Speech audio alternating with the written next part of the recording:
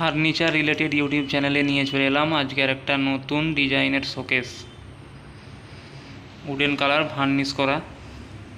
দেখো তোমাদের সাথে ডিজাইনটা শেয়ার করি। সিঁড়ির মতো ডিজাইন দেওয়া আছে এখানে। এর ঠিক উপরের দিকটাও টপটাও সিঁড়ির মতো ডিজাইন দেওয়া আছে, যাতে এর লুকটা আরও একটু কিছুটা বাড়িয়ে তোলে। এটা সাইডে থেকে সাইডের ভিউটা উডেন কালারের মধ্যে। দেখো ডিজাইনটা খুবই ভালো লাগবে। তোমাদেরকে ভিতরের পোর্শনটা দেখাই। এটা হচ্ছে ভিতরে অনেকটা স্পেস রয়েছে। এখানে রয়েছে লকার। লকারের মধ্যেও কিছু জিনিস রাখা যাবে। লকারটা তোমাদের খুলে দেখাই।